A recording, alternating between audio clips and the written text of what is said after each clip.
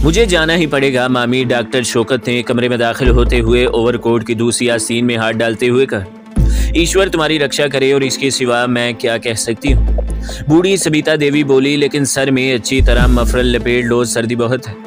मामी, डॉक्टर शौकत बचकाने अंदाज में बोला, आप तो मुझे बच्चा ही बना दे रही हैं, यानी कि मफरल सर में लपेट लो। अच्छा बूढ़े मियाँ, जो तुम्हारा जी चाहे करो, सबिता देवी मुंह फैलाकर बोली, मगर मैं कहती हूँ ये कैसा काम हो गया, ना दिन चैन ना रात चैन, आज ऑपरेशन कल ऑपरेशन। मैं अपनी अच्छी मामी को किस तरह समझाऊं कि डॉक्टर खुद आराम करने के लिए नहीं होता बल्कि दूसरों को आराम पहुंचाने के लिए होता है।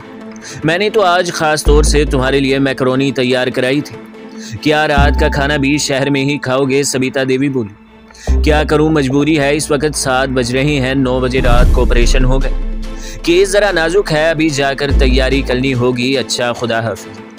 डॉक्टर शौकत अपनी छोटी सी खूबसूरत कार में बैठकर शहर की तरफ रवाना हो गया। वो सिविल अस्पताल में असिस्टेंट सर्जन की हैसियत से काम कर रहा था। दिमाग के ऑपरेशन का माहिर होने की हैसियत से इसकी शोहरत दूर दूर तक थी। हालांकि अभी इसकी उम्र कुछ ऐसी न थी, वो 24-25 बरस का एक खूबसूरत और वजी नौजवान था। अपनी आदातों, अतवार और सलीकामंदी की बिना पर वो सोसाइटी में इज्जत की नज़रों से देखा जाता था। कुर्बानी का जज्बा तो इसकी फितरत सानिया बन गया था। आज का ऑपरेशन वो कल पर भी टाल सकता था, लेकिन इसकी ज़मीन ने गवारा न की। सबिता देवी अक्सर इसकी भाग दौड़ पर जिल्ला भी जाया करती। उन्होंने इसे अपने बेटे की तरह पाला था। वो हिंदू धर्म को मानने वाली एक बुलंद किरदार खातून थी। उन्होंने अपनी दम तोड़ती हुई सहेली जाफरी खानम से जो वादा किया था, इसे वो आज तक निभा रही थी। उन्होंने इनके बेटे को इनकी वसीयत के मुताबिक डॉक्टरी की आला तालीम दिलाकर इस काबिल कर दिया था कि वो आज सारे मुल्क में अच्छी खासी शोहरत रखता था। अगरचे शौकत की वालदा इसकी तालीम के लिए माकूल रकम छोड़कर मरी थी, लेकिन किसी दूसरे के बच्चे को पालना आसान काम नहीं, और फिर बच्चा भी ऐसा जिसका ताल्लुक गैर मजहब से हो। अगर वो चाहती तो इसे अपने मजहब पर चला सकती थी, लेकिन इनकी नेक नीयती ने इसे गवारा न की। दुनियावी तालीम के साथ साथ ही उन्होंने इसकी दीनी तालीम का भी माकूल इंतज़ाम किया था। यही वजह थी कि वो नौजवान होने पर भी शौकत अली ही रहा। सबिता देवी की बरादरी के लोगों ने एक मुसलमान के साथ रहने की बिना पर इसका बायकाट कर रखा था, मगर वो अपने मजहब की पूरी तरह पाबंद थी और शौकत को इसके मजहबी अहकाम की तामील के लिए मजबूर करती रहती थी। वो डॉक्टर शौकत और एक मुलाजमा के साथ नशात नगर नामी कस्बे में रह रही थी, जो शहर से 5 मील की दूरी पर वाक़ था। इनके शोहर अच्छी खासी जायदाद के मालिक थे, जो किसी करीबी अजीज़ के ना होने की वजह से पूरी की पूरी इन्हीं के हिस्से में आई थी। डॉक्टर शौकत के चले जाने के बाद उन्होंने मुलाजमा से कहा, मेरे कमरे में कंदील मत जलाना, मैं आज शौकत ही के कमरे में सोऊंगी। वो आज रात भर थकता रहेगा। मैं नहीं चाहती कि जब वो सुबह को आए तो अपने बिस्तर को बर्फ़ की तरह ठंडा और यख पाए। वो जाकर इसका बिस्तर बिछा दूँ। नौजवान खादमा इन्हें हैरत से देख रही थी। आज पहली बार इसने इन्हें इस किस्म की गुफ्तगू करते सुना था, जो पुरमायनी भी थी और मज़ाक़ा खेज भी। वो कुछ कहना ही चाहती थी कि फिर से एक ममता भरे दिल की झलक समझकर खामोश हो रही। क्या सोच रही हो सबिता देवी बोली, तो क्या आज रात हम तन्हा रहेंगे? खादमा अपनी धीमी आवाज़ करके बोली। वो शख्स आज फिर आया था। कौन शख्स मैं नहीं जानती कि वो कौन है, लेकिन मैंने कल रात को भी इसको बाग में छुप छुप कर चलते देखा था। कल तो मैं समझती थी कि शायद वो कोई रास्ता भूला हुआ राहगीर होगा, मगर आज 6 बजे के करीब वो फिर दिखाई दिया था। अच्छा, सबिता देवी सोच कर बोली, वो शायद हमारी मुर्गियों की ताक में है। मैं सुबह ही थाने के दीवान से कहूँगी। सबिता देवी ने यह कहकर इसको इत्मीनान दिला दी, लेकिन खुद उलझन में पड़ गई। आखिर ये पुरस्रार आदमी इनकी कोठी के गिर्द क्यों मंडलाता रहता है? उन्हें अपने मजहबी ठेकेदारों की धमकी अच्छी तरह याद थी, लेकिन इतने अरसे के बाद इनकी तरफ से भी कोई ख़तरनाक इकदाम कोई ख़ास मायने नहीं रखता था। इस किस्म की ना जाने कितनी गुत्थियाँ इनके जहन में रेंगती थी। आखिरकार थक हार कर तस्कीन क्लब के लिए उन्हें अपने पहले ही ख्याल की तरफ लौट आना पड़ा, यानी वो शख्स वो कोई मामूली चोर था जिसे इनकी मुर्गियाँ पसंद आ गई थी। जैसे ही थाने के घंटे ने 10 बजाए, वो सोने के लिए डॉक्टर शौकत के कमरे में चली गई। उन्होंने रात खाना भी नहीं खाया था। खादमा इनकी अफ्तादे तबाह से वाकिफ थी, इसलिए इसने ज़्यादा इसरार भी न किया। थोड़ी देर के बाद वो भी सोने के लिए कमरे में चली गई। वो लेटने ही वाली थी कि इसने सदर दरवाजे को धमाके के साथ बंद होते सुना। इसे ख्याल पैदा हुआ कि डॉक्टर शौकत खिलाफे तवक्का वापस आ गया है। वो बरामदे में निकल आई। बाग में सबिता देवी की गुस्सीली आवाज़ सुनाई दी। वो किसी मर्द से तेज लहजे में बात कर रही थी। वो हैरत से सुनने लगी। वो अभी बाहर जाने का इरादा ही कर रही थी कि सबिता देवी बड़बड़ाती हुई आती दिखाई दी। तुम? वो बोली, अरे लड़की, तू क्यों अपनी जान के पीछे पड़ी है? इस सर्दी में बगैर कंबल ओढ़े बाहर निकल आई। न जाने कैसी है आजकल की लड़की। कौन था? खादमा ने इनकी बात सुनी अनसुनी करते हुए पूछा। वही आदमी तो नहीं था? खादमा ने खौफजदा होकर पूछा। नहीं, वो नहीं था। सर्दी बहुत है, सुबह बताऊंगी। अच्छा अब चल। खादमा मुतहैयर होती हुई चलेगी। हर चंद के इस वाक़े की कोई अहमियत न रही हो, लेकिन ये इसे हद दर्जा पुरस्रार मालूम हो रहा था। थोड़ी देर के बाद वो खराटे लेने लगी। दूसरे दिन सुबह 8 बजे जब डॉक्टर शौकत वापस आया तो इसने मुलाजमा को हद दर्जा परेशानी और सरासीमगी की हालत में पाया।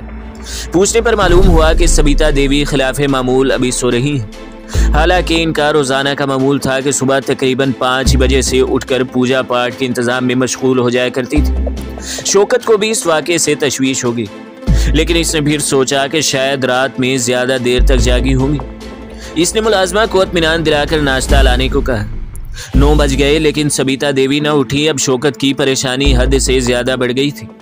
इसने दरवाज़ा पीटना शुरू कर दिया, लेकिन बेसूद। अंदर से कोई जवाब न मिला। हार कर इसने एक बढ़ई बुलवाया। दरवाज़ा टूटते ही इसकी चीख निकल गई। सबिता देवी सर से पांव तक कंबल ओढ़े चित लेटी हुई थी और इनके सीने में एक खंजर इस तरह पैवस्त था कि सिर्फ एक दस्ता नजर आ रहा था। बिस्तर खून से तर था। डॉक्टर शौकत एक मजबूत दिल का आदमी होते हुए भी थोड़ी देर के लिए बेहोश सा हो गए। होश आते ही वो बच्चों की तरह सिसकियां लेता हुआ जमीन पर गिर पड़ा। सारे घर में एक अजीब सी मातमी फिजा तारी थी। कस्बे के थाने पर इतला हो गई थी और इस वक्त एक सब इंस्पेक्टर और 2 हेड कांस्टेबल मकतूला के कमरे के सामने बैठे सरगोशियां कर रहे थे। खादमा के बयान पर उन्होंने अपनी तशवीश के घोड़े दौड़ाने शुरू कर दिए थे। इनके ख्याल में वही पुरस्रार आदमी कातिल था जो रात को बाग में टहलता हुआ पाया गया था और सबिता देवी रात में इसी से झगड़ा कर रही थी। डॉक्टर शौकत इनकी बहसों से कतई गैर मुतमईन था। जैसे जैसे वो अपनी तजर्बाकारी का इजहार कर रहे थे, इसका गुस्सा बढ़ता जा रहा था। वैसे भी वो अपने कस्बे की पुलिस को नाकारा समझता था, इसीलिए इसने महकमा सुराग रसानी के इंस्पेक्टर फरीदी को एक निजी खत लिखकर बुलवाया था और इसका इंतजार कर रहा था। फरीदी इन चंद इंस्पेक्टरों में था जो बहुत ही अहम कामों के लिए वक़फ़ थे, लेकिन ज़ाती ताल्लुकात की बिना पर डॉक्टर शौकत को पूरा यकीन था कि इसे ये केस सरकारी तौर पर ना भी सौंपा गया तो वो निजी तौर पर इसे अपने हाथ में ले लेगा। तकरीबन 2 घंटे के बाद इंस्पेक्टर फरीदी भी अपने असिस्टेंट सर्जेंट हमीद के साथ वहां पहुंच गया। इंस्पेक्टर फरीदी 30-32 साल का एक कवि हैकल जवान था। इसकी कुशादा पेशानी के नीचे 2 बड़ी बड़ी ख्वाब आलूद आंखें इसकी जहानत और तदब्बुर की आईनादार थी। इसके लिबास के रुख रुखाव और ताज़ा शेव से मालूम हो रहा था कि वो एक बाअसूल और सलीकामंद आदमी है। सर्जेंट हमीद के खदुखाल में कदरे जनानापन की झलक थी। इसके अंदाज से मालूम होता था कि वो बेजान नाज, बरादरियों और अपने हुस्न की नुमाइश का आदी है। इसने कोई बहुत ही तेज खुशबू वाला सेंट लगा रखा था। इसकी उम्र 24 साल से ज्यादा न थी, लेकिन इस छोटी सी उम्र में भी वो बला का ज़हीन था। इसी जहानत की बिना पर इंस्पेक्टर फरीदी के ताल्लुकात इससे दोस्ताना थे। दोनों की आपस की गुफ्तगू से अफसरी या मतहती का पता लगाना नामुमकिन नहीं तो दुश्वार जरूर था। थाने के सब इंस्पेक्टर और दीवान इनकी गैर मुतवक्के आमद से घबरा से गए थे, क्योंकि इन्हें इनके आने की इतला न थी। इन्हें इनकी गैर ज़रूरी आमद कुछ नागवार सी गुजरी। डॉक्टर शौकत फरीदी ने अपना हाथ बढ़ाते हुए कहा, इस नुकसान की तलाफी नामुमकिन है, अलबत्ता रस्मी तौर पर मैं अपने गम का इजहार ज़रूर करूँगा। इंस्पेक्टर, आज मेरी माँ मर गई। शौकत की आंखों में आंसू छलक है। सब्र करो, तुम्हें एक मजबूत दिल का आदमी होना चाहिए। फरीदी ने इसका शाना थपकते हुए जवाब दिया। कहिए दरोगा जी, कुछ सुराग मिला? इसने सब इंस्पेक्टर की तरफ मुड़कर कहा। अरे साहब, हम बेचारे भला क्या सुराग लगाना जाने। सब इंस्पेक्टर तंजिया अंदाज में बोला। फरीदी ने जवाब की तलखी महसूस जरूर की, लेकिन वो सिर्फ मुस्कुराकर खामोश हो गया। शौकत साहब, ये तो आप जानते हैं कि मैं आजकल छुट्टी पर हूँ, फरीदी बोला। और फिर दूसरी बात यह कि अमूमन कत्ल के केस इस वक्त हमारे पास आते हैं जब सिविल पुलिस तफ्तीश में नाकाम रहती है। थाने के इंस्पेक्टर की आंखें खुशी से चमक पड़ी। इंस्पेक्टर फरीदी ने इस तगय्युर को महसूस कर लिया और अपने मखसूस दिल आज़ार और शरारत अमेज लहजे में बोला, लेकिन मैं ज़ाती ताल्लुकात की बिना पर निजी तौर पर इस केस को अपने हाथ में लूँगा। थाने के सब इंस्पेक्टर की आंखों की चमक दफतन इस तरह गायब हो गई जैसे सूरज का चेहरा स्याह बादल ढांप लेते हैं। इसका मुंह लटक गया। फरीदी ने वाकयात सुनने के बाद खादमा का बयान लेने की ख्वाहिश जाहिर की। खादमा ने शुरू से आखिर तक रात के सारे वाकयात दोहरा दिए। क्या तुम बता सकती हो कि रात में तुमने इन वाकयात के बाद भी कोई आवाज़ सुनी थी? जी नहीं, सिवाय इसके कि वो देवी जी के बड़बड़ाने की आवाज़ थी।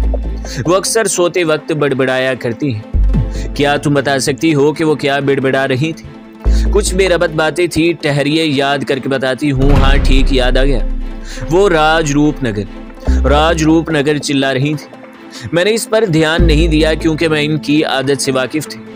राजरूप नगर, फरीदी ने धीरे से दोहराया और कुछ सोचने लगा। हमीद, तुमने इससे पहले भी ये नाम सुना है? हमीद ने नफी में सर हिला दिया। डॉक्टर शौकत, तुमने? मैंने तो आज तक नहीं सुना। क्या सबिता देवी ने भी ये नाम कभी नहीं लिया? मेरी यादाश्त में तो नहीं, डॉक्टर शौकत ने जहन पर जोर देते हुए जवाब दिया। हाँ अच्छा, फरीदी ने कहा। अब मैं ज़रा लाश का मुआयना करना चाहता हूँ। वो सब लोग इस कमरे में आए जहाँ लाश पड़ी हुई थी। चारपाई के सिराने वाली खिड़की खुली हुई थी, इसमें सलाखें नहीं थी। इंस्पेक्टर फरीदी देर तक लाश का मुआयना करता रहा। फिर इसने वो छुरा सब इंस्पेक्टर की इजाज़त से मकतूला के सीने से खींच लिया और इसके दस्तों पर उंगलियों के निशानात ढूंढने लगा। फिर खिड़की की तरफ गया और झुककर नीचे की तरफ देखने लगा। खिड़की से 3 फुट नीचे तकरीबन 1 फुट चौड़ी कारंस थी, जिससे एक बांस की सीढ़ी टिकी हुई थी।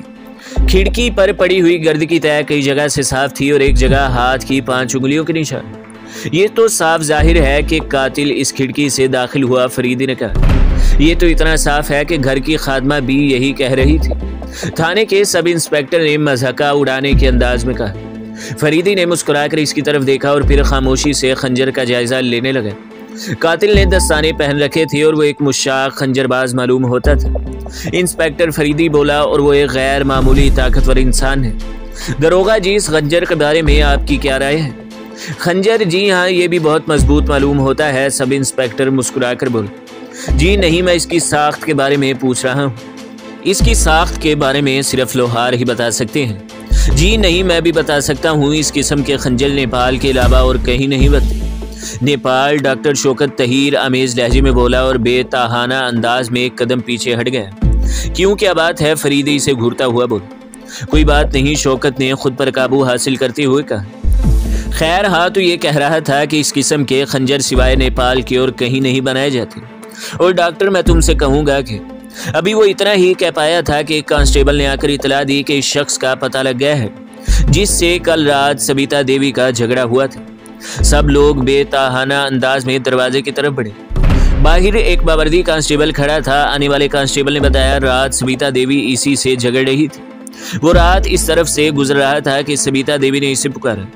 इसे जल्दी थी क्योंकि वो गश्त पर जा रहा था, लेकिन वो फिर भी चला आया। सबिता देवी ने इससे बताया कि कोई आदमी इनकी मुर्गियों की ताक में है और इससे उधर का ख्याल रखने की ताकीद की। इसने जवाब दिया कि पुलिस मुर्गियां ताकने के लिए नहीं है और फिर वो दूसरी चौकी का कांस्टेबल है। इसी पर बात बढ़ गई और झगड़ा होने लगा।